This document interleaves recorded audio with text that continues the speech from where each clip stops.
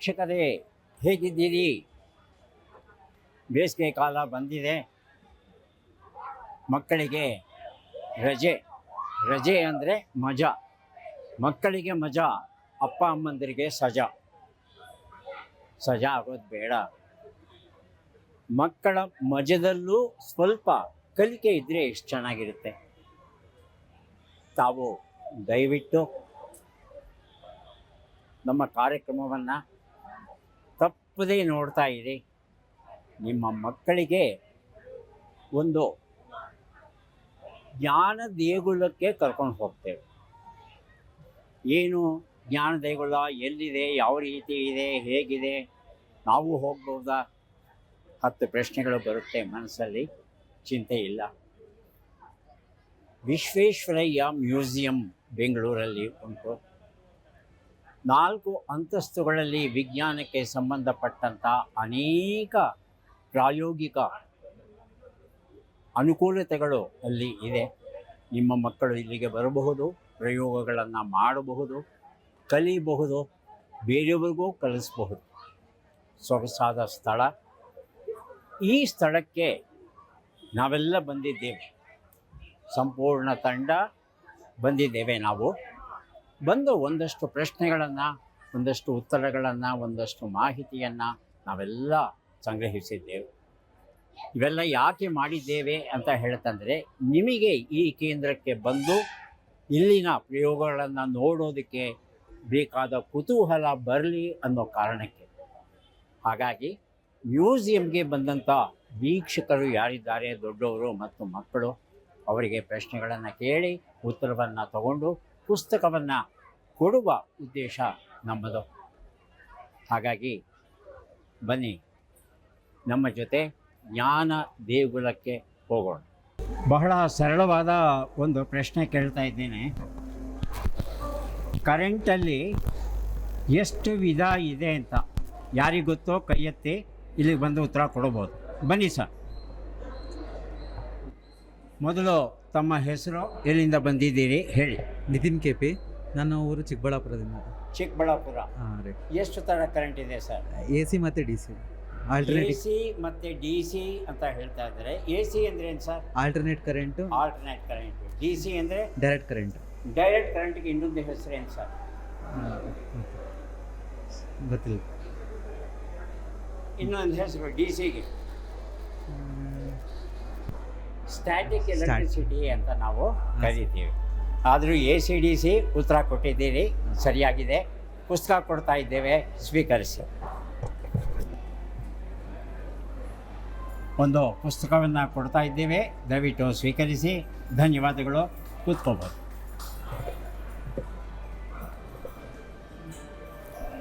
ಇಲ್ಲಿ ಒಂದು ಯಂತ್ರ ಇದೆ. ಇದನ್ನು ನಾವು ವ್ಯಾನ್ ಡರ್ ಗ್ರಾಫ್ ಜನರೇಟರ್ ಅಂತ ಕರೆದಿದ್ದೀವಿ. ಈ ಜನರೇಟರ್ ಹೇಗೆ ಕೆಲಸ ಮಾಡುತ್ತೆ ಅನ್ನೋದನ್ನು ಈಗಾಗಲೇ ನೀವು ನೋಡಿದ್ದೀರಾ. ಇದರಲ್ಲಿ ಉತ್ಪಾದನೆಯಾಗುವ ವಿದ್ಯುತ್ತು AC ವಿದ್ಯುತ್ತಾ DC ವಿದ್ಯುತ್ತಾ ಅದನ್ನು ಹೇಳಬೇಕು. ಯಾರು ಉತ್ತರ ಕೊಡ್ತೀರಿ ದಯವಿಟ್ಟು ಕೈ ಮೇಲೆ ಕೆತ್ತಿ. ಬನ್ನಿ, ನಿಮ್ಮ ಪರಿಚಯ. ನನ್ನ ಹೆಸರು ಶಿವರಾಜ್ ಅಂತ. ಉತ್ತರ ಬಂದ್ಬಿಟ್ಟು DC ವಿದ್ಯುತ್. ಅದರಲ್ಲಿ DC ವಿದ್ಯುತ್ ಅಂತ ಹೇಳಿದ್ರು. ಅದಕ್ಕೆ ಇನ್ನೊಂದು ಹೆಸರು? ಅದು ಜನರೇಟ್ ಆಗೋದು ಸ್ಟ್ಯಾಟಿಕ್ ಎಲೆಕ್ಟ್ರಿಸಿಟಿ. ಸ್ಟ್ಯಾಟಿಕ್ ಎಲೆಕ್ಟ್ರಿಸಿಟಿ ಉತ್ಪಾದನೆಯಾಗುತ್ತೆ. ಉತ್ತರ ಸರಿಯಾಗಿದೆ.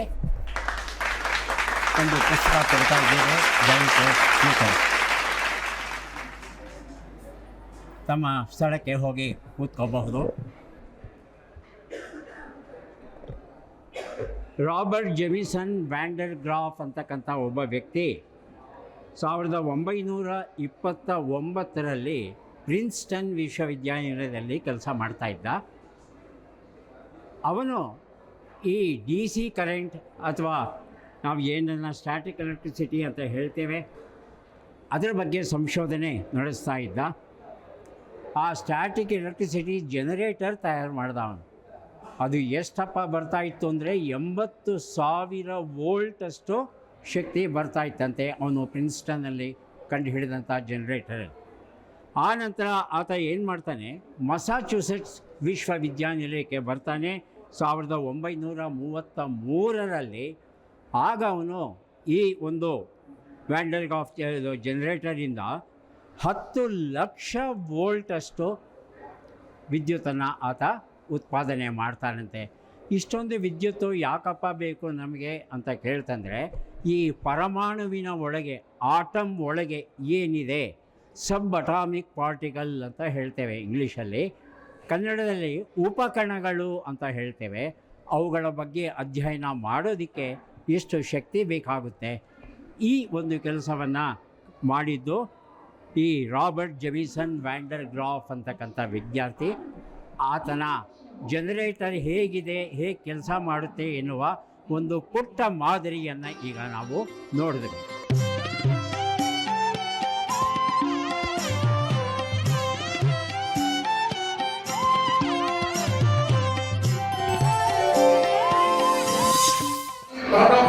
Because of high voltage and high frequency, here almost 3.5 kilohertz frequency and nearly 10 lakh volts. High voltage and high frequency. So this is the electrical field. This lines, plasma lines, shows the electrical field. If I take my hand here to this, you can find. So it is altering this electrical field. And if I find a single plasma filament instead of multiple plasma filament, you find a single plasma filament is touching here because it is getting to socket point to get discharge. If I take my hand here, it is getting to socket point to get discharge. Now see, once this discharge stream is connected to hand, it is going off because of convection. ಈಗ ಒಂದು ಕತೆ ಹೇಳ್ತೇನೆ, ಆ ಕಥೆಯನ್ನು ಗಮನವಿಟ್ಟು ಕೇಳಿ. ಬೇಸಿಗೆ ಕಾಲ, ಗಾಳಿ ಪೂರ್ತಿ ಒಣಗಿ ಹೋಗಿದೆ, ಡ್ರೈ ವೆದರ್. ಒಬ್ಬ ಹುಡುಗ ಏನು ಮಾಡ್ತಾನೆ, ಬೂಟ್ ಹಾಕ್ಕೊಂಡು ಕಾರ್ಪೆಟ್ ಮೇಲೆ ನಡ್ಕೊಂಡು ಬರ್ತಾನೆ. ಕಾರ್ಪೆಟ್ ಮೇಲೆ ನಡ್ಕೊಂಡು ಬಂದು ಅಲ್ಲಿ ದೂರದಲ್ಲಿ ಕಾರ್ ನಿಲ್ಲಿಸಿರ್ತಾನೆ. ಹೋಗಿ ಆ ಕಾರಿನ ಬಾಗಿಲನ್ನು ತೆಗಿಯೋಕ್ಕೆ ಹೋಗ್ತಾನೆ. ಒಂದು ಸಣ್ಣ ಶಾಕ್ ಹೊಡೆಯುತ್ತೆ ಅವನಿಗೆ. ಈ ಶಾಕ್ ಯಾವ ರೀತಿಯ ಶಾಕ್, ಆ ಶಾಕ್ ಹೊಡೆಯೋದಕ್ಕೆ ಕಾರಣ ಏನೋ ಇದನ್ನು ಯಾರಾದರೂ ವಿವರಿಸೋ ಹಾಗಿದ್ದರೆ ದಯವಿಟ್ಟು ಬನ್ನಿ, ಉತ್ತರವನ್ನು ಕೊಡೋದಕ್ಕೆ ಪ್ರಯತ್ನಿಸಿ. ಪುಸ್ತಕವನ್ನು ಬಹುಮಾನವಾಗಿ ಗೆಲ್ಲಬಹುದು. ಇನ್ನೊಂದು ಸಲ ಹೇಳ್ತೇನೆ, ಬೇಸಿಗೆ ಕಾಲ, ಒಣ ಹವೆ, ಹುಡುಗ ಬೂಟ್ ಹಾಕ್ಕೊಂಡು ಕಾರ್ಪೆಟ್ ಮೇಲೆ ನಡ್ಕೊಂಡು ಬಂದ. ಕಾರಿನ ಬಾಗಿಲನ್ನು ತೆಗಿಬೇಕು ಅಂತ ಹ್ಯಾಂಡಲನ್ನು ಹಿಡ್ಕೊಳ್ಳೋಕೆ ಹೋದ. ಶಾಕ್ ಹೊಡೀತು. ಯಾಕೆ ಹೊಡೀತು, ಹೇಗೆ ಹೊಡೀತು, ಯಾವ ರೀತಿಯ ಶಾಕ್ ಅದು, ಯಾರಾದರೂ ಹೇಳ್ತೀರಾ? ಊಹೆ ಮಾಡ್ಬೋದು. ಕೊನೆ ಪಕ್ಷ ನಾನು 2 ಆಯ್ಕೆ ಕೊಡ್ತೇನೆ. ಆ ಆಯ್ಕೆಗಳ ಮೇಲೆ ತಾವು ಉತ್ತರ ಕೊಡೋದಕ್ಕೆ ಪ್ರಯತ್ನ ಪಡಬಹುದು. ಮೊದಲನೇದು, ಬಿಸಿಲಿಗೆ ಕಾರಿನ ಹ್ಯಾಂಡಲ್, ಲೋಹದ ಹ್ಯಾಂಡಲ್ ಅಲ್ವಾ, ಮೆಟಾಲಿಕ್ ಹ್ಯಾಂಡಲ್, ಬಿಸಿಯಾಗಿ ಕರೆಂಟ್ ಅಲ್ಲೇ ಉತ್ಪಾದನೆಯಾಗಿ ಶಾಕ್ ಹೊಡೀತು. ಇದು ಮೊದಲನೇ ಉತ್ತರ. ಎರಡನೇ ಉತ್ತರ ಕೊಡ್ತಾ ಇದ್ದೇವೆ. ನಮ್ಮ ದೇಹದಲ್ಲಿ ಇರುವ ಎಲೆಕ್ಟ್ರಾನ್ಗಳು ನಮ್ಮ ದೇಹದಿಂದ ಕಾರಿನ ಹ್ಯಾಂಡ್ಲಿಗೆ ಜಂಪ್ ಹೊಡೆಯುವಾಗ ಶಾಕ್ ಹೊಡೀತು. ಮೊದಲನೇ ಉತ್ತರ ಸರಿನಾ, ಎರಡನೇ ಉತ್ತರ ಸರಿನಾ? ಯಾವ ಉತ್ತರ ಸರಿ ಅಂತ ಹೇಳಬೇಕು. ಹಾಂ, ಎರಡನೇದು ಸರಿ. ಬಾಯಿಲಿ. ಏನು ನಿನ್ನ ಹೆಸರು? ವಿಜಯ್. ವಿಜಯ್, ಯಾಕಪ್ಪ ಎರಡನೇದು ಸರಿ ಉತ್ತರ? ಯಾಕೆ ಅಂದರೆ ನಮ್ದು ಇದರಲ್ಲಿ ಬಾಡಿಯಲ್ಲಿ ಎಲೆಕ್ಟ್ರಾನಿಕ್ ಎನರ್ಜಿನೂ ಇರುತ್ತೆ, ಎಲೆಕ್ಟ್ರಿಕ್ ಎನರ್ಜಿನೂ ಇರುತ್ತೆ. ಅದರಿಂದ ಒಂದು ಸ್ವಲ್ಪ ಆಗಿರ್ಬೋದು. ಈಗ ನಾನು ಹೋಗಿ ಮುಟ್ಟಿದ್ರೆ ಹೊಡೆಯೋದಿಲ್ವಲ್ಲ, ಯಾಕೆ? ನನ್ನ ಮೈಯಲ್ಲೂ ಎಲೆಕ್ಟ್ರಾನ್ಸ್ ಇವೆ, ಮುಟ್ಟಿದ್ರೆ ಹೊಡೆಯಲ್ಲ. ಬೇಸಿಗೆಯಲ್ಲಿ ಡ್ರೈ ವೆದರ್ ಇದ್ದಾಗ ಕಾರ್ಪೆಟ್ ಮೇಲೆ ನಡ್ಕೊಂಡು ಬಂದರೆ ಮಾತ್ರ ಹೊಡೆಯುತ್ತೆ, ಬೇರೆ ಟೈಮಲ್ಲಿ ಹೊಡೆಯಲ್ಲ. ಯಾಕೆ ಅಂತ ನಿನ್ನ ಮಟ್ಟಕ್ಕೆ ನೀನು ಒಳ್ಳೆ ಉತ್ತರ ಕೊಟ್ಟಿದ್ದೀಯಾ. ಬಾಡಿನಲ್ಲಿ ಎಲೆಕ್ಟ್ರಾನ್ಸ್ ಇರುತ್ತೆ, ಅದರಿಂದ ಆಗುತ್ತೆ ಅಂತ ಪುಸ್ತಕ ಕೊಡ್ತಾ ಇದ್ದೇನೆ. ಆದರೆ ಪೂರ್ತಿ ಉತ್ತರ ಅಲ್ಲ, ಪೂರ್ತಿ ಉತ್ತರ ತಿಳ್ಕೊಳ್ಳೋಣ. ಯಾರಾದರೂ ದೊಡ್ಡವ್ರು ಬಂದವರು ಹೇಳ್ತೀರಾ?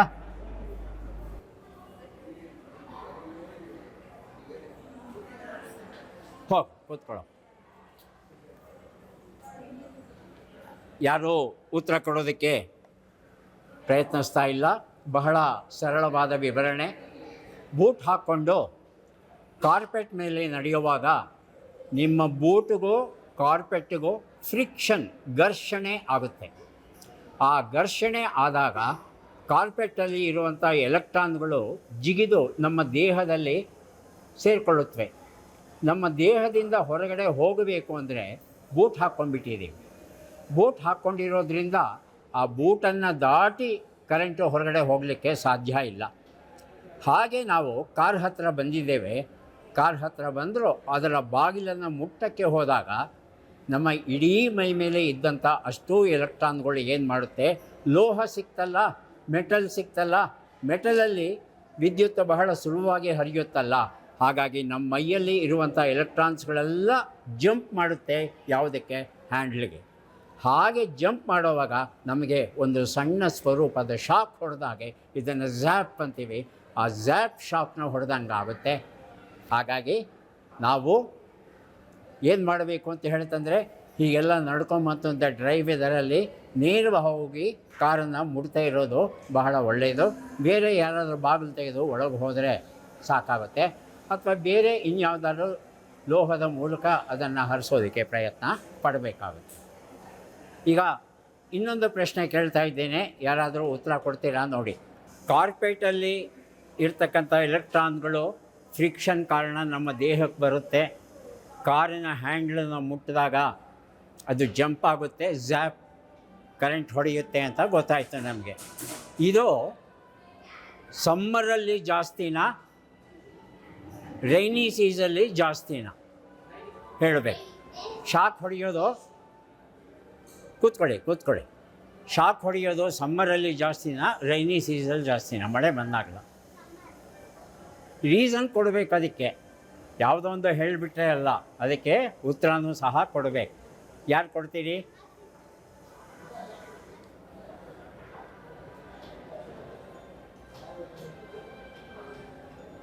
ಯಾರು ಉತ್ತರ ಕೊಡೋರು ಇಲ್ವಾ? ಬನ್ನಿ ಸರ್. ಸಮ್ಮರ್ ಅಲ್ಲ, ರೈನಿ ಸೀಸನ್ ಅಲ್ಲ. ಸಮ್ಮರಲ್ಲಿ ಅನ್ಸುತ್ತೆ, ಬಿಕಾಸ್ ರೈನಿ ಸೀಸನಲ್ಲಿ ಯಾಕೆ ಹೊಡೆಯಲ್ಲ?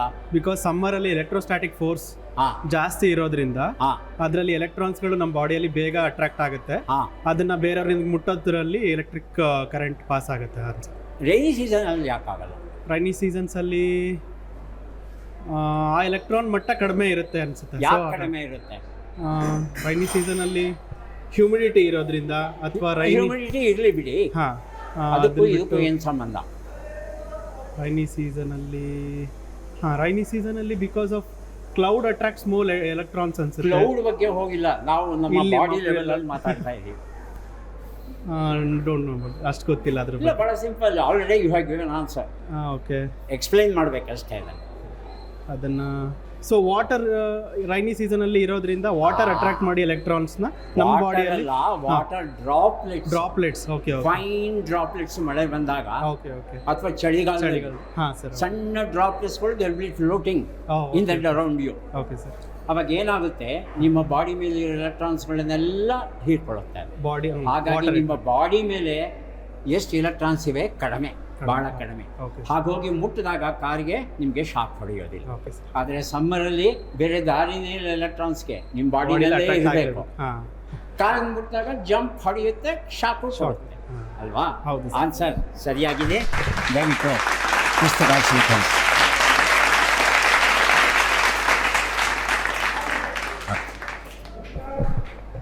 ಈಗ ಮತ್ತೊಂದು ಸುಲಭವಾದ ಸರಳವಾದ ಪ್ರಶ್ನೆ ಕೇಳ್ತಾ ಇದ್ದೇನೆ. ನಮ್ಮ ಮಲಗುವ ಕೋಣೆಯಲ್ಲಿ, ಬೆಡ್ರೂಮಲ್ಲಿ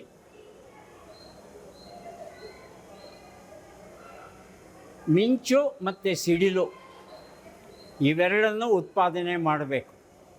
ಹೇಗೆ ಮಾಡೋದು ಅಂತ ಹೇಳ್ತೀರಾ? ಹೊರಗಡೆ ಮಳೆ ಬರುವಾಗ ಹೋದರೆ ಗುಡುಗು, ಸಿಡಿಲು, ಮಿಂಚು ಎಲ್ಲ ನೋಡ್ತೀವಿ.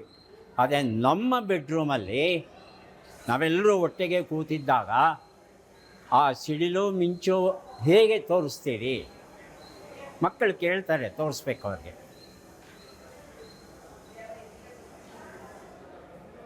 ಒಂದು ಸಿಂಪಲ್ ಎಕ್ಸ್ಪೆರಿಮೆಂಟ್ ಮಾಡೋದ್ರ ಮೂಲಕ ತೋರಿಸ್ಬೋದು. ಏನು ಆ ಎಕ್ಸ್ಪೆರಿಮೆಂಟ್? ಪ್ರಯತ್ನಿಸಿ, ತಪ್ಪಿದ್ರೂ ಪರವಾಗಿಲ್ಲ. ಗೊತ್ತಾ ನಿಂಗೆ? ಏನು ಹೇಳು, ಇಲ್ಲಿ ಬಂದು ಹೇಳಬೇಕು. ಟಾರ್ಚ್. ಹಾಂ, ಟಾರ್ಚ್. ಕೂತ್ಕೊಂಬ. ಯಾರು ಹೇಳ್ತೀರಿ ಮೇಡಮ್? ಪ್ರಯತ್ನಿಸ್ತೀರಾ? ಎನಿಬಡಿ?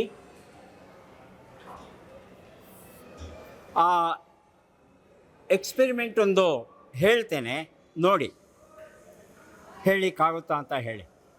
ಪಾಲಿಯೆಸ್ಟರ್ ಅಥವಾ ನೈಲಾನ್ ಅಥವಾ ಟೆರ್ಲಿನ್ ಶರ್ಟನ್ನ ಹಾಕ್ಕೋಬೇಕು, ಬೆಡ್ರೂಮಿಗೆ ಹೋಗಬೇಕು, ಎಲ್ಲ ಲೈಟು ಆರಂಭಿಸ್ಬೇಕು, ಆ ಶರ್ಟ್ನ ಎಳಿಬೇಕು. ತಕ್ಷಣ ತೆಗೆದರೆ ಆ ಶರ್ಟು ಮತ್ತು ನಿಮ್ಮ ಬಾಡಿ ಇವೆರಡರ ಮದುವೆ ಬ್ಲೂ ಕಲರ್ ಲೈಟು ಜಂಪ್ ಹೊಡೆಯುತ್ತೆ. ಆಗ ಸೌಂಡು ಸಹ ಬರುತ್ತೆ, ಚಿಚ್ಚೀಲ್ ಅಂತ ಹೋಗುತ್ತೆ ಸೌಂಡದು.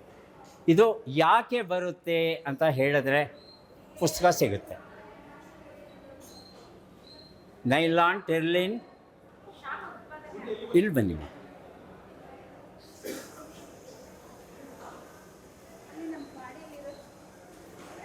ನಿಮ್ಮ ಪರಿಚಯ ಮಾಡ್ಕೊಳ್ಳಿ. ನನ್ನ ಹೆಸರು ಪ್ರೇಮ ಅಂತ ಹೇಳಿ, ಗದಗ ಡಿಸ್ಟಿಕ್ನವರು. ಅಲ್ಲೇ ನಾವು ಕೋಣೆ ಒಳಗಿರ್ಬೇಕಾದಾಗ ನಮಗೆ ಗಾಳಿ ಬರಲ್ಲ. ನಮ್ಮ ಬಾಡಿಯಲ್ಲಿ ಇರತಕ್ಕಂಥ ಶಾಕ್ ಎದುರಾಗಿ ಅದ್ರ ಜೊತೆಗೆ ಶಾರ್ಟ್ ಸರ್ಕ್ಯುಲೇಷನ್ ಆದಂಗೆ ಸ್ಪರ್ಶ ಆಗ್ತದೆ ನಮಗೆ. ಧನ್ಯವಾದಗಳು. ದಯವಿಟ್ಟು ಕುಳಿತುಕೊಳ್ಳಿ. ಇನ್ಯಾರಾದರೂ ವೈಜ್ಞಾನಿಕ ವಿವರಣೆ ಕೊಡಲಿಕ್ಕೆ ಸಾಧ್ಯವಾ? ಪ್ರಯತ್ನಿಸಿ. ಬಹಳ ಸರಳ, ನಾನು ಈಗಾಗಲೇ ಹೇಳಿಬಿಟ್ಟಿದ್ದೇನೆ. ಬಾಪ್ಪ, ನೀ ಹೇಳ್ತೀಯ ಬಾ. ಮೊದಲು ನಿನ್ನ ಹೆಸರು ಹೇಳು. ನನ್ನ ಹೆಸರು ದೀಪಕ್ ಅರ್ನಾಟಿಕರ್. ಇದು ಹೇಗೆ ಅಂದರೆ, ಈಗ ರಿಯಲ್ ಲೈಫಲ್ಲಿ ಕ್ಲೌಡ್ಸಲ್ಲಿ ಹೆಂಗೆ ಇದು ನೆಗೆಟಿವಿಂದ ಪಾಸಿಟಿವ್ ಎನರ್ಜಿ, ಇದು ಕ್ಲೌಡ್ಸ್ ನಿಯರ್ ಬಂದಾಗ ಹೇಗೆ ಲೈಟ್ನಿಂಗ್ ಬೀಳುತ್ತೋ ಆ ಥರನೇ ಇಲ್ಲಿ ಇದು ನೈಲಾನ್ ಬಟ್ಟೆಯಿಂದ ನಮ್ಗೆ ಬೀಳುತ್ತೆ. ನೈಲಾನ್ ಬಟ್ಟೆನಲ್ಲಿ, ಟೆರ್ಲಿನ್ ಬಟ್ಟೆನಲ್ಲಿ ಯಾವ ಥರ ಕರೆಂಟ್ ಇರುತ್ತೆ? ಸ್ಟ್ಯಾಟಿಕ್ ಕರೆಂಟ್ ಇರುತ್ತೆ ಅಲ್ವಾ? ಆಗ ಅದನ್ನು ತಕ್ಷಣ ಎಗೆದಾಗ ಅದು ಜಂಪ್ ಮಾಡಬೇಕು, ಬಾಡಿಗೆ ಜಂಪ್ ಮಾಡುತ್ತೆ.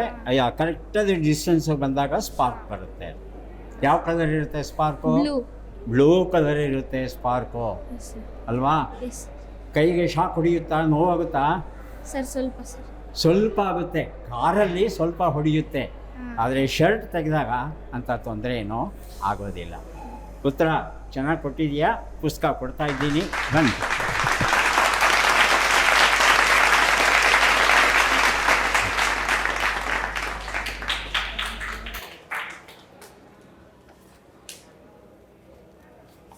ಈಗ ಇದೇ ಪ್ರಶ್ನೆಯನ್ನೇ ಸ್ವಲ್ಪ ಬದಲಾಯಿಸಿ ಕೇಳ್ತೇನೆ. ನೈಲಾನ್ ಶರ್ಟು, ಟೆರ್ಲಿನ್ ಶರ್ಟು ಹಾಕ್ಕೊಂಡಾಗ, ಆ ಶರ್ಟನ್ನು ತೆಗೆದಾಗ ಈ ಕಿಡಿ ಹಾರೋದನ್ನು ನಾವು ನೋಡಿದ್ದೀವಿ. ಆದರೆ ಕಾಟನ್ ಬಟ್ಟೆ, 100% ಪ್ಯೂರ್ ಕಾಟನ್ ಬಟ್ಟೆಯ ಶರ್ಟನ್ನು ಹಾಕ್ಕೊಂಡು ತೆಗೆದಾಗ ಈ ರೀತಿ ಬೆಳಕು ಬರೋದಿಲ್ಲ, ಗುಡುಗು ಸಿಡಿಲು ಬರೋದಿಲ್ಲ, ಮಿಂಚು ಬರೋದಿಲ್ಲ. ಯಾಕೆ ಅಂತ ಹೇಳಬೇಕು. ಹಾಂ, ಇಲ್ಲಿತ್ತು. ಯಾಕಂದರೆ ಅದು ಫೈರ್ನ ಈಸಿಯಾಗಿ ಕ್ಯಾಚ್ ಮಾಡುತ್ತೆ. ಅಂದರೆ ಬ್ರೈಟ್ ಇರೋ ಥಿಂಗ್ಸ್ನ ಫೈರ್ನ ಈಸಿಯಾಗಿ ಕ್ಯಾಚ್ ಮಾಡ್ಕೊಳ್ತೀವಿ. ಯಾವ್ದು ಕ್ಯಾಚ್ ಮಾಡುತ್ತೆ? ಇದು ನೈಲಾನ್ ಮತ್ತೆ ನೈಲಾನು. ಕಾಟನ್ ಕ್ಯಾಚ್ ಮಾಡಲ್ವಾ? ಇಲ್ಲ, ಹಂಗಿಲ್ಲ. ಫೈರ್ನ ಕ್ಯಾಚ್ ಮಾಡಲ್ವಾ? ನಾವು ಫೈರ್ ಬಗ್ಗೆ ಮಾತಾಡ್ತಾ ಇಲ್ಲ. ಆದರೆ ಅದು ಬೆಳಕಿನ ಭಾಳ ಕ್ಯಾಚ್ ಮಾಡುತ್ತಲ್ಲ ನೈಲಾನ್, ಅದಕ್ಕೆ. ಹಾಂ, ಕೂತ್ಕೊಳಪ್ಪ. ಯಾರು ಹೇಳ್ತೀರಿ? ಬಹಳ ಸರಳ ಇದು, ಈಗಾಗಲೇ ಉತ್ತರ ಗೊತ್ತಿದೆ, ಹೇಳಿದ್ದೇನೆ ನಾನು. ಸ್ವಲ್ಪ ವಿವರಿಸ್ಬೇಕಷ್ಟೇ. ಸರ್ ಬನ್ನಿ, ಟ್ರೈ ಮಾಡಿ. ಮೊದಲು ನಿಮ್ಮ ಪರಿಚಯ ಮಾಡ್ಕೊಳ್ಳಿ. ನನ್ನ ಹೆಸರು ಸುಜಲತಾ, ಬಾಗಲಕೋಟೆ ಅಂತ ಬಂದಿದ್ದು. ಯಾಕಂದರೆ ಕಾಟನ್ ಮತ್ತು ನಮ್ಮಲ್ಲಿ ಎರಡು ಸೇಮ್ ಚಾರ್ಜ್ ಇರೋದ್ರಿಂದ ಫ್ರಿಕ್ಷನ್ ಆಗೋದು ಕಮ್ಮಿ ಆಗುತ್ತೆ. ಅದರಿಂದ ನಮ್ಮಲ್ಲಿ ಲೈಟ್ ಎಲ್ಲ ತೋರಿಸಲ್ಲ, ಫ್ರಿಕ್ಷನ್ ಇಲ್ಲ. ನೈಲಾನ್ ಫ್ರಿಕ್ಷನ್ ಆದಾಗ ಸ್ಟ್ಯಾಟಿಕ್ ಎಲೆಕ್ಟ್ರಿಸಿಟಿ ಜನರೇಟ್ ಆಗುತ್ತೆ, ಡಿಫ್ರೆಂಟ್ ಚಾರ್ಜಸ್ ಕಾಣುತ್ತೆ. ಕಾಟನ್ ಬಟ್ಟೆ ಹಾಕೊಂಡಾಗ ಆ ರೀತಿ ಬೆಳಕೇನು ಕಾಣಲ್ಲ. ಯಾಕೆ ಅಂತ? ಯಾಕಂದ್ರೆ ಸೇಮ್ ಚಾರ್ಜ್ ಇರುತ್ತೆ ನಮ್ಮ ಬಾಡಿಯಲ್ಲಿ, ಮತ್ತೆ ಕಾಟನ್ ಬಾಡಿಯಲ್ಲಿ ಎರಡು ಸೇಮ್ ಚಾರ್ಜ್, ಒಂದೇ ಚಾರ್ಜ್ ಇರುತ್ತೆ. ಹಂಗಾದ್ರೆ ರಿಪೆಲ್ ಆಗಬೇಕಲ್ವಾ? ಆದರೆ ಆಗಲ್ಲ ಸರ್. ಆದರೆ ನೈಲಾನ್ ಮತ್ತು ಅದರಲ್ಲಿ ಫ್ರಿಕ್ಷನ್ ಆದ್ರಂತ ಸಂಬಂಧ ಅದು ಎಲೆಕ್ಟ್ರಿಕ್ ಚಾರ್ಜಸ್ ಅಲ್ಲ, ಅದು ಅರ್ಥ ಆಯಿತು ನೈಲಾನ್ ನನಗೆ. ಹಾಂ. ಈಗ ಕಾಟನ್ ಅರ್ಥವಾಗ್ತಾ ಇಲ್ಲ. ಯಾಕೆ ಬೆಳಕು ಬರಲ್ಲ, ಯಾಕೆ ಕಿಡಿ ಬರಲ್ಲ, ಶಬ್ದ ಬರಲ್ಲ?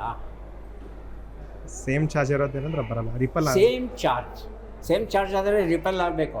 ಅಂದರೆ ಕಾಟನ್ ಬಟ್ಟೆ ಹಾಕೊಳ್ಳೋಕ್ಕೆ ಆಗಲ್ಲ, ನಮಗೆ ರಿಪೆಲ್ ಆಗ್ತಾ ಇರುತ್ತೆ. ಸಬ್ ಅಟಾಮಿಕ್ ಲೆವೆಲಲ್ಲಿ ಅಷ್ಟೆಲ್ಲ ರಿಪಲ್ಯೂಷನ್ ಆಗಲ್ಲ ಸರ್. ಅಷ್ಟೆಲ್ಲ ಆಗಲ್ಲ. ಹಾಂ. ಹಾಂ. ಸಾಕಪ್ಪ. ಬೇರೆಯವ್ರು ಯಾರಾದರೂ ಹೇಳ್ತೀರಾ? ಹತ್ತಿ ಬಟ್ಟೆ ಹಾಕ್ಕೊಂಡಾಗ ಹತ್ತಿ ಬಟ್ಟೆ ಈ ಸ್ಟ್ಯಾಟಿಕ್ ಎಲೆಕ್ಟ್ರಿಸಿಟಿನ ಉತ್ಪಾದನೆ ಮಾಡಲ್ಲ, ಯಾಕೆ ಅಂತ ಪ್ರಶ್ನೆ ಬರುತ್ತೆ. ಹತ್ತಿ ಬಟ್ಟೆ ನಮ್ಮ ಮೈ ಮೇಲೆ ಇರುವಂಥ ಬೆವರು ಏನಿದೆ ಅದನ್ನು ಹೀರ್ಕೊಳ್ಳುತ್ತೆ. ಹಾಗೆಯೇ ವಾತಾವರಣದಲ್ಲಿ ಇರ್ತಕ್ಕಂಥ ನೀರಿನ ಅಂಶ ಏನಿರುತ್ತೆ ಅದನ್ನು ಹೀರ್ಕೊಳ್ಳುತ್ತೆ. ಹಾಗಾಗಿ ಕಾಟನ್ ಬಟ್ಟೆ ಮೇಲೆ ನೀರಿನ ಅಂಶ ನಮಗೆ ಗೊತ್ತಿಲ್ಲದೆ ಅತ್ಯಂತ ತೆಳು ಪ್ರಮಾಣದಲ್ಲಿ ಇರೋ ಕಾರಣ ಅಲ್ಲಿ ಚಾರ್ಜ್ ಬಿಲ್ಡಪ್ ಆಗೋದಕ್ಕೆ ಅವಕಾಶ ಕೊಡಲ್ಲ ಅದು. ಹಾಗಾಗಿ ಆ ನೀರಿನ ಅಂಶ ಇರೋ ಕಾರಣ ಅದು ಹೋಗ್ತಾ ಇರುತ್ತೆ. ಹಾಗಾಗಿ ಕಾಟನ್ ಬಟ್ಟೆ ಹಾಕ್ಕೊಂಡು ಈ ಪ್ರಯೋಗ ಮಾಡೋಕ್ಕೆ ಹೋದರೆ ನಮಗೆ ಆ ನೀಲಿ ಬೆಳಕು ಮತ್ತು ಚಿಟಿಲ್ ಶಬ್ದ ಏನಿದೆ ಅದು ಕೇಳಿಸಲ್ಲ. ಆದರೆ ನೈಲಾನ್ ಬಟ್ಟೆ ಮತ್ತು ಟೆರಿಲಿನ್ ಬಟ್ಟೆಯಲ್ಲಿ ಬರುತ್ತೆ. ಟೆರಿಕಾಟ್ ಬಟ್ಟೆಯಲ್ಲಿ ಬರಲ್ಲ, ಯಾಕಂದರೆ ಕಾಟನ್ ಅಂಶ ಇರೋದರಿಂದ ಪ್ರಯೋಗ ಅಷ್ಟು ಯಶಸ್ವಿ ಆಗಲ್ಲ. ಹಾಗಾಗಿ ಮನೆಯಲ್ಲಿ ನೀವು ಈ ಪ್ರಯೋಗನ ಮಾಡಿ ಎಲ್ರಿಗೂ ತೋರಿಸ್ಬೋದು. ವಾಷಿಂಗ್ ಮಿಷಿನಲ್ಲಿ ನಿಮ್ಮ ನೈಲಾನ್ ಶರ್ಟ್ ಹಾಕಿದ್ದೀರಿ, ಒಗೆದೂ ಆಗಿದೆ, ಒಣಗಿಸಿಯೂ ಆಗಿದೆ. ಆ ಶರ್ಟನ್ನು ತೆಗೆದು ಹಾಕ್ಕೊಂಡು ಕೂಡಲೇ ನಿಮ್ಮ ಮೈಗೆ ಅಂಟ್ಕೊಂಡ್ಬಿಡುತ್ತದು. ಯಾಕೆ ಅಂಟ್ಕೊಂಡ್ಬಿಡುತ್ತೆ ಅನ್ನೋದಕ್ಕೆ ಕಾರಣ ಬೇಕು. 2 ಕಾರಣ ಕೊಡ್ತೇನೆ. 2 ಕಾರಣ ಏನಂದರೆ, ಶರ್ಟ್ ಮತ್ತು ದೇಹದ ಚಾರ್ಜ್ ಒಂದೇ ಆಗಿರುತ್ತೆ, ಶರ್ಟ್ ಮತ್ತು ದೇಹದ ಚಾರ್ಜ್ ವಿರುದ್ಧವಾಗಿರುತ್ತೆ. ಯಾವುದು ಸರಿಯಾದ ಉತ್ತರ? ಬನ್ನಿಮ್ಮ. ಎರಡನೇ ಆಪ್ಷನ್ ಕರೆಕ್ಟ್. ಎರಡನೇ ಆಪ್ಷನ್ ಕರೆಕ್ಟ್. ಎರಡು ವಿರುದ್ಧ ನೈಲಾನ್ ಚಾರ್ಜ್ ಶರ್ಟ್ ಮೇಲೆ ಇರೋ ಚಾರ್ಜು ನಮ್ಮ ದೇಹದಲ್ಲಿ ಇರ್ತಕ್ಕಂಥ ಚಾರ್ಜು ಎರಡು ವಿರುದ್ಧ ಆಗಿರುತ್ತೆ. ವಿರುದ್ಧವಾಗಿರೋ ಕಾರಣ ಏನಾಗುತ್ತೆ? ಅದು ಅಂಟ್ಕೊಳ್ಳುತ್ತೆ, ಪರಸ್ಪರ ಅಟ್ರಾಕ್ಟ್ ಆಗುತ್ತೆ, ಅಟ್ರಾಕ್ಟ್ ಆಗುತ್ತೆ ಅಥವಾ ಆಕರ್ಷಣೆಗೆ ಒಳಗಾಗುತ್ತೆ. ಅದು ಮೈಗೆ ಅಂಟ್ಕೊಳ್ಳುತ್ತೆ. ಚಾರ್ಜ್ ಇರೋವರೆಗೂ ಹಾಗೆ ಅಂಟ್ಕೊಂಡಿರುತ್ತೆ. ಚಾರ್ಜ್ ಕಡಿಮೆ ಆದಮೇಲೆ ಸಡಿಲವಾಗುತ್ತೆ. ಹೌದಲ್ವಾ?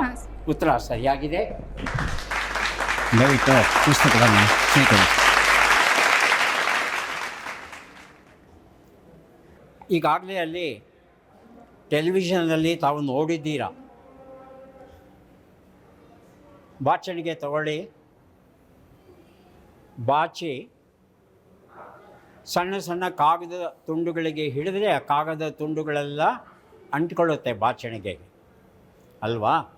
ಇದಕ್ಕೆ ಕಾರಣ ಸ್ಟ್ಯಾಟಿಕ್ ಎಲೆಕ್ಟ್ರಿಸಿಟಿ ಅಂತ ನಾವು ಶಾಲೆಗಳಲ್ಲೂ ಓದಿದ್ದೇವೆ, ಈಗಾಗಲೇ ಗೊತ್ತಾಗಿರುತ್ತೆ ನಿಮಗೆ. ಈಗ ನನ್ನ ಪ್ರಶ್ನೆ ಏನು ಅಂದರೆ, ತಲೆಗೆ ಎಣ್ಣೆ ಹಾಕ್ಕೊಂಬಂದು ಒಬ್ಬ ಹುಡುಗ ಬಂದಿದ್ದಾನೆ, ಇನ್ನೊಬ್ಬ ಹುಡುಗ ತಲೆಗೆ ಸ್ನಾನ ಮಾಡಿಕೊಂಡು ಬಂದಿದ್ದಾನೆ. ಇಬ್ಬರು ಹುಡುಗರಿದ್ದಾರೆ. ಯಾವ ಹುಡುಗನ ತಲೆಯನ್ನು ಬಾಚಿ ಕಾಗದದ ಚೂರಿಗೆ ಹಿಡಿದ್ರೆ ಬೇಗ ಅಂಟ್ಕೊಳ್ಳುತ್ತೆ? ಎಣ್ಣೆ ಹಾಕಿರೋ ಹುಡುಗನ ಅಥವಾ ಎಣ್ಣೆ ನೀರು ಸ್ನಾನ ಮಾಡ್ಕೊಂಬಂದಿರೋ ಹುಡುಗನ? ಯಾರು ಹೇಳ್ತೀರಿ? ದಯವಿಟ್ಟು ಬನ್ನಿ. ಸರ್, ತಮ್ಮ ಹೆಸರು? ಜಗದೀಶ್ ಅಂತ ಸರ್. ಹೇಳಿ ಜಗದೀಶ್. ಸರ್, ಎರಡನೇದು ಸರ್. ಎರಡನೇದು ಅಂದರೆ ಯಾವ? ಅದೇ ತಲೆ ಸ್ನಾನ ಮಾಡಿ ಬಂದಿರೋ ಮಗು. ತಲೆ ಸ್ನಾನ ಮಾಡಿ ಬಂದಿರ್ತಕ್ಕಂಥ ಮಗುದು. ಆ ಮಗುವಿನ ಕೂದಲನ್ನ ಬಾಚಿ ಕಾಗದದ ಚೂರಿಗೆ ಹಿಡಿದ್ರೆ ಅದು ಹಿಡ್ಕೊಳ್ಳುತ್ತೆ ಅಂತ ಹೇಳ್ತೀರಿ. ತಲೆಗೆ ಎಣ್ಣೆ ಹಾಕಿರೋ ಹುಡುಗ ಈ ಪ್ರಯೋಗ ಸರಿ ಹೋಗಲ್ಲ. ಯಾಕೆ? ಅದು ಎಣ್ಣೆ ಇರುತ್ತಲ್ಲ, ಎಣ್ಣೆ ಅದು ಏನು ಮಾಡುತ್ತೆ ಅಂದರೆ ಬಾಚಿಣಿಕೆಗೆ ಮ್ಯಾಗ್ನೆಟಿಕ್ ಪವರ್ನ ಬಿಟ್ಕೊಡೋದಿಲ್ಲ. ಮ್ಯಾಗ್ನೆಟಿಕ್ ಪವರ್ ಅಥವಾ ಅದು ಬಾಚಿದಾಗ ಒಂದು ಪವರ್ ಜನರೇಟ್ ಆಗ್ತಾ ಇರುತ್ತೆ, ಅದು ಟ್ರಾನ್ಸ್ಮಿಟ್ ಇದಕ್ಕೆ ಬಾಚಿಣಿಕೆಗೆ ಆಗೋದಿಲ್ಲ ಎಣ್ಣೆ ಹಾಕಿರೋದ್ರಿಂದ. ಎಣ್ಣೆ ಹಾಕಿದ್ರೆ ಅಥವಾ ಸ್ನಾನ ಮಾಡ್ಕೊಂಡು ಬಂದಿದ್ರೆ ಆ ದ್ರವದ ಮೂಲಕ ಸ್ಥಾಯಿ ವಿದ್ಯುತ್ ಅಂತೀವಿ, ಸ್ಟ್ಯಾಟಿಕ್ ಎಲೆಕ್ಟ್ರಿಸಿಟಿ, ಅದು ಸೋರ್ಬಿಡುತ್ತೆ. ಅದೇ ಡ್ರೈ ಹೇರ್ಸ್ ಆಗಿದ್ರೆ ಸೋರೋದಕ್ಕೆ ಜಾಸ್ತಿ ಇಲ್ಲ. ಹೌದು, ಅದು ಬಾಚಿಣಿಕೆಗೆ ಟ್ರಾನ್ಸ್ಫರ್ ಆಗುತ್ತೆ, ಅದು ಅಲ್ಲಿಂದ ಮತ್ತೆ ಅದನ್ನ ಕಾಗದದ ಚೂರ್ಣ ಹೇಳ್ಕೊಳ್ಳೋದಕ್ಕೆ ಅನುಕೂಲ ಮಾಡಿಕೊಡುತ್ತೆ. ಅನುಕೂಲ ಮಾಡಿಕೊಡುತ್ತೆ. ಸರಿಯಾದ ಉತ್ತರ ಕೊಟ್ಟಿದ್ದೀರಿ, ಆಯ್ತು ಸರ್. ಧನ್ಯವಾದಗಳು. ಒಂದು ಪುಸ್ತಕವನ್ನು ಕೊಡ್ತಾ ಇದ್ದೇವೆ, ರಾಮಾಯಣದ ಉಪಕಥೆಗಳು, ಡಾಕ್ಟರ್ BR ಸುಹಾಸ್ ಬರೆದಿರುವಂಥ ಪುಸ್ತಕ. ಅಭಿನಂದನೆಗಳು. ಹೈ ಟೆನ್ಷನ್ ವೈರ್ ನಾವೆಲ್ಲ ನೋಡಿದ್ದೀವಿ. ಆ ಹೈ ಟೆನ್ಷನ್ ವೈರ್ ಮೇಲೆ ಒಂದು ಹಕ್ಕಿ ಬಂದು ಕೂತ್ಕೊಳ್ಳುತ್ತೆ. ಕೂತ್ಕೊಂಡ್ರೆ ಹಕ್ಕಿಗೆ ಏನೂ ಆಗಲ್ಲ, ಶಾಕ್ ಹೊಡೆಯಲ್ಲ. ಯಾಕೆ ಅಂತ ವಿವರಣೆ ಕೊಡಬೇಕು. ಹೈ ಟೆನ್ಷನ್ ವೈರಿನ ಮೇಲೆ ಹಕ್ಕಿ ಕೂತ್ಕೊಂಡಿದೆ, ಅಷ್ಟೊಂದು ಕರೆಂಟ್ ಹರಿತಾ ಇದೆ, ಆದರೆ ಆ ಗುಬ್ಬಚ್ಚಿಗೂ ಕಾಗೆಗೂ ಏನೂ ಆಗೋದಿಲ್ಲ. ಯಾಕೆ ಅಂತ ಹೇಳಬೇಕು. ಬನ್ನಿ, ನಿಮ್ಮ ಪರಿಚಯ ಮಾಡ್ಕೊಳ್ಳಿ. ರಾಕೇಶ್ ಬಡಿಗೇರ್ ಅಂತ, ಹಾಂ, ಬೆಳಗಾವಿಯವರು. ಹೇಳಿ. ಅದು ಸಿಂಗಲ್ ವೈರ್ ಮೇಲೆ ಕೂತ್ಕೊಂಡಿರುತ್ತೆ. ಹಾಂ, ಸಿಂಗಲ್ ವೈರ್ ಮೇಲೆ ಕೂತ್ಕೊಂಡಿರುತ್ತೆ. ಸಿಂಗಲ್ ವೈರ್ ಮೇಲೆ ಕೂತ್ಕೊಳ್ಳೋದು. ಫೇಸು ನ್ಯೂಟ್ರಲ್ ಬೇರೆ ಬೇರೆ ಇರುತ್ತಲ್ಲ, ಅದಕ್ಕೆ ಫೇಸು ನ್ಯೂಟ್ರಲ್ಲು ಅಷ್ಟೆಲ್ಲ ಅರ್ಥವಾಗಲ್ಲ ಸರ್ ನಮಗೆ, ಸರಳವಾಗಿ ಹೇಳಿ. ಸರ್, ಫೇಸು ನ್ಯೂಟ್ರಲ್ ಬೇರೆ ಬೇರೆ, ಸಿಂಗಲ್ ವೈರ್ ಹಿಡಿದ್ರೆ ಕರೆಂಟ್ ಹೊಡೆಯಲ್ಲ. ಹಾಂ ಹಾಂ. ಈಗ ಶಾಕ್ ಹೊಡಿಬೇಕಾದ್ರೆ ಏನು ನಿಯಮ ಇರಬೇಕು, ಶಾಕ್ ಹೊಡಿದೇ ಇರಬೇಕಾದ್ರೆ ಏನು ನಿಯಮ ಇರಬೇಕು? ಫೇಸ್ ನ್ಯೂಟ್ರಲ್ ಎರಡು ಟಚ್. ಈಗ 2 ಆಯ್ಕೆ ಕೊಡ್ತೇನೆ ನಿಮಗೆ. ಆ ಆಯ್ಕೆಗಳಲ್ಲಿ ಸರಿಯಾದ ಉತ್ತರ ಯಾವುದು ಅಂತ ತಾವು ಹೇಳೋದಕ್ಕೆ ಪ್ರಯತ್ನ ಪಡಿ. ಹರಿಯುವ ವಿದ್ಯುತ್ತಿನಲ್ಲಿ ಯಾವುದೇ ವ್ಯತ್ಯಾಸ ಇಲ್ಲ, ಪೊಟೆನ್ಷಿಯಲ್ ಡಿಫ್ರೆನ್ಸ್. ಹರಿಯುವ ವಿದ್ಯುತ್ತಿನಲ್ಲಿ ಪಕ್ಷಿಗಳ ಪಾದಗಳಲ್ಲಿ ವಿಶೇಷ ರಬ್ಬರ್ ಹೊದಿಕೆ ಇರುತ್ತೆ, ಅದಕ್ಕೆ ಶಾಕ್ ಹೊಡೆಯಲ್ಲ. ಇಲ್ಲ, ಪೊಟೆನ್ಷಿಯಲ್ ಡಿಫ್ರೆನ್ಸ್ ಏನೂ ಇಲ್ಲ. ಏನು ಡಿಫ್ರೆನ್ಸ್ ಏನು ಡಿಫ್ರೆನ್ಸ್ ಆಗಲ್ಲ ಸರ್. ಫಸ್ಟ್ ಒನ್ನು ಹಕ್ಕಿಗಳ ಕಾಲಲ್ಲಿ ವಿಶೇಷವಾದ ಚರ್ಮದ ಮೆತ್ತೆ ಇದೆ, ಅದಕ್ಕೆ ಶಾಕ್ ಹೊಡೆಯಲ್ಲ. ಸೆಕೆಂಡ್ ಒನ್ನು ಪೊಟೆನ್ಷಿಯಲ್ ಡಿಫ್ರೆನ್ಸ್ ಇಲ್ಲ, ಅದಕ್ಕೆ ಶಾಕ್ ಹೊಡೆಯಲ್ಲ. Second one. ಈಗ ಪೊಟೆನ್ಷಿಯಲ್ ಡಿಫ್ರೆನ್ಸ್ ಅಂದರೆ ನಮ್ಗೆ ಅರ್ಥವಾಗೋಲ್ಲ. ಹೇಳಿ. ಗೊತ್ತಿಲ್ಲ ಸರ್, ನನಗೆ ಗೊತ್ತಿಲ್ಲ. ಚಿಂತೆ ಇಲ್ಲ, ಉತ್ತರ ಸರಿಯಾಗಿದೆ.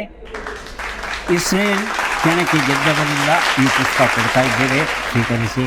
ಅಭಿನಂದನೆಗಳು. ಈಗ ಜೋಗ ಜಲಪಾತನ ಊಹಿಸ್ಕೊಳ್ಳೋಣ. ಜೋಗ ಜಲಪಾತದಲ್ಲಿ ನೀರು ಎಲ್ಲಿಂದ ಎಲ್ಲಿಗೆ ಬರ್ತಾ ಇದೆ? ಮೇಲಿಂದ ಕೆಳಗಡೆ ಸುರಿತಾ ಇದೆ. ಇದು ನಮಗೆ ಗೊತ್ತಿರುವಂಥ ವಿಚಾರ. ಹಾಗೆಯೇ ವಿದ್ಯುತ್ತು ಸಹ ಎಲ್ಲಿ ಜಾಸ್ತಿ ಇದೆಯೋ ಆ ಜಾಸ್ತಿ ಇದ್ದ ಸ್ಥಳದಿಂದ ಕಡಿಮೆ ಇದ್ದ ಸ್ಥಳಕ್ಕೆ ಹರಿಯುತ್ತದೆ. ಈ ಎರಡೂ ಕಡೆನೂ ವ್ಯತ್ಯಾಸ ಇದೆಯಲ್ಲ, ಇದನ್ನು ಪೊಟೆನ್ಷಿಯಲ್ ಡಿಫರೆನ್ಸ್ ಅಂತ ನಾವು ಕರಿತೇವೆ. ಅಲ್ಲಿ ಮೇಲ್ಗಡೆ ನದಿ ಇದೆ, ತುಂಬ ನೀರಿದೆ, ಹಾಗಾಗಿ ಆ ಹೆಚ್ಚುವರಿ ನೀರು, ಕೆಳಗಡೆ ನೀರೇ ಇಲ್ಲ ಜಲಪಾತದ ಕೆಳಗೆ. ಹಾಗಾಗಿ ಹೆಚ್ಚು ನೀರು ಇರುವ ಸ್ಥಳದಿಂದ ಕಡಿಮೆ ನೀರು ಇರುವ ಸ್ಥಳಕ್ಕೆ ಜಲಪಾತ ಧುಮುಕುತ್ತೆ. ಹಾಗೆಯೇ ವಿದ್ಯುತ್ತು ಸಹ ಎಲ್ಲಿ ಹೆಚ್ಚಿದೆಯೋ ಆ ಸ್ಥಳದಿಂದ ಕಡಿಮೆ ಇರುವ ಸ್ಥಳಕ್ಕೆ ಹರಿಯುತ್ತೆ. ಇಲ್ಲಿ ಹಕ್ಕಿ ಕೂತ್ಕೊಂಡಾಗ ಏನಾಗುತ್ತೆ ಅಂದರೆ, ಒಂದು ಕಾಲಲ್ಲಿ ಹರಿದು ದೇಹದಲ್ಲಿ ಹರಿದು ತಿರ್ಗಿ ಇನ್ನೊಂದು ಕಾಲಲ್ಲಿ ಹೋಗಿಬಿಡುತ್ತೆ. ಒಂದೇ ಪ್ರಮಾಣದ ವಿದ್ಯುತ್ತು ಇರುತ್ತೆ. ಅಕಸ್ಮಾತ್ ಅದರ ಕಾಲು ಏನಾದರೂ ನೆಲಕ್ಕೆ ಅಥವಾ ಇನ್ನೊಂದು ಕಂಬಕ್ಕೆ ಅಥವಾ ಇನ್ನೊಂದು ತಂತಿಗೆ ತಾಗಿದ್ರೆ ತಕ್ಷಣವೇ ಸತ್ತೋಗುತ್ತೆ. ಒಂದೇ ಕಡೆ ಇರೋದರಿಂದ ಹರಿಯುವ ವಿದ್ಯುತ್ತಲ್ಲಿ ಯಾವುದೇ ವ್ಯತ್ಯಾಸ ಇಲ್ಲದೆ ಇರೋ ಕಾರಣ ಹಕ್ಕಿಗೆ ಶಾಕ್ ಹೊಡೆಯೋದಿಲ್ಲ. ವಿಜ್ಞಾನ ದೇಗುಲ ವಿಶ್ವೇಶ್ವರಯ್ಯ ಮ್ಯೂಸಿಯಂ ನಮ್ಮ ಅಭಿಯಾನ, ಜ್ಞಾನ ಅಭಿಯಾನ ಮುಂದುವರಿಯುತ್ತೆ. ನಮ್ಮ ಜೊತೆ ಬರ್ತಾನೇ ಇರಿ.